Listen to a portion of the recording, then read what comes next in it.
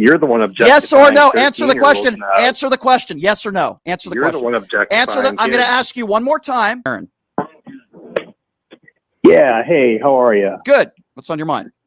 Yeah. So what was DC thing? Trump, as the chief executive administrator of the White House, he absolutely has the right to take over DC with the troops. When did I say he didn't have the right? When did I say he didn't have the right? Did I say that? You're implying that. No. Just because I don't agree with it doesn't mean I'm implying that he doesn't have the legal right to do it. So you're 100% wrong. So now move on to your next point. You're proven wrong on that first point. By the way, sir, do you agree with this? Do you think that we should send in the National Guard to D.C. when crime's down 25%?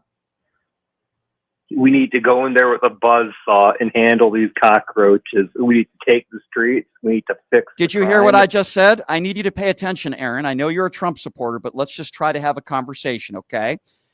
Let's not speak in general terms. I'm giving you facts. Crime is down 25% over the last 2 years in D.C. Violent crime is the lowest it's been since the 1960s. That is what the statistics tell us. So basically what you're saying is the National Guard should be deployed to every city in the United States of America, and you'd be totally okay with that, sir? Making every city look like a war zone? Is that what you want, sir? What's your defense of it? It's being improved by a moral force. All right. So you want to talk about morals? Is that important to you, sir? Oh, very important. Very much. You voted for Donald Trump, right, sir? Oh, 3 times. Okay, good. Okay, good. Too. I know he won. No, he did not win all 3 times, but that's okay. Yes, he did. You say you care about morals. You voted for Donald Trump. So why did you vote for an adjudicated abuser? And why did you vote for the 34-count felon? And why did you vote for the guy that bragged about going into teenage locker rooms without their permission and who had unprotected sex with a porn star a week or 2 after Barron was born? You claim you care about morals, but you voted for the guy who bragged about grabbing women by the genitals.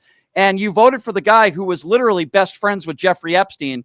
So can you please explain to me how you can call yourself a man of morals and support Donald Trump? Do you support all that behavior, sir? He's been forgiven. All right. He's been forgiven. Okay. Yeah. Yes. He's been forgiven. Okay. So you're not a man of morals then. You forgive pedophiles? He's been forgiven. You forgive pedophiles. He's not a pedophile. Oh, he's not? He's not. I see. Are you a pedophile? This isn't about me, sir. This is about Donald Trump. The answer would be no. I'm not in the Epstein files. My best friend wasn't. But nice to deflect from the actual issue.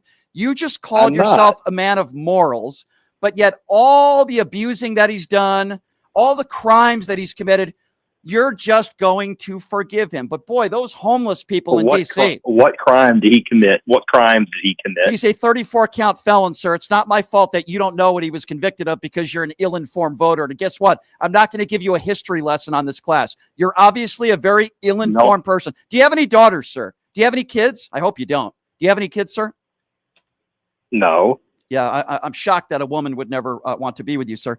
But let's just pretend for a moment that a woman did decide to sleep with you. I know it's a huge hypothetical and it's a long shot, but let's just assume that you had a child, okay? It's a big assumption. I usually don't deal with assumptions, but we'll assume that for once in your life you got lucky, okay? Let's just say you had a child, okay? And that child growed up to be 13, 14-year-old, a beautiful young girl, very smart, 13, 14 years old, and she was in a pageant. And then an old man decided to go into that locker room when she was undressing and she was partially naked. Would you forgive that person for doing that? And would you support that person for president of the United States? Yes or no? You're the one objecting. Yes or no? Answer the question. Answer the question. Yes or no? Answer the question. You're the one objecting. I'm going to ask you one more time, and you are going to answer the question. It's a yes or no, and I notice how you're avoiding answering it, which I find very convenient because you said you're a man of morals. So here we go. We're going to try this one more time, or the conversation is over. I'm happy to continue the conversation with you, sir, but you're going to answer my questions, and you're not going to dodge it. I'll start over one more time. I'll give you another chance, okay? Because you struggled the first time. Hypothetically speaking, let's assume that for once in your life, a woman wanted to sleep with you. Let's say that you had a child, and that child was 13 or 14 years old, and she was in some female beauty pageants. And you guys were supportive parents. And an old man who ran the pageant and owned the pageant went into those dressing rooms when your daughter was undressing without her permission. Would you, number one, be okay with that behavior? Forgive that person, as you say. And number two, would you ever vote for that person to be the president of the United States? Answer the question. You wouldn't. Okay. No. Well, guess what? So you just proved my point, sir. Thank you for answering the question honestly. So, sir, it only matters if it happens to you or somebody in your family. If they do it to somebody else, you forgive them and you'll vote for them. But God forbid, because even if you did have a daughter, sir, which I'm glad you don't, but even if you did, I wouldn't want somebody going into that locker room and looking at your daughter half naked. So if they do it to somebody in your family that you know, all of a sudden you show a moral compass. But if they do it to other people, you don't care. That's what you're saying, sir. Not really. No, actually, really. Have a nice day. You just proved what a clown you are. If it happens to me, I won't vote for him, but I'm a man of morals. But if it happens to somebody else's kid, I'll vote for them. Not really.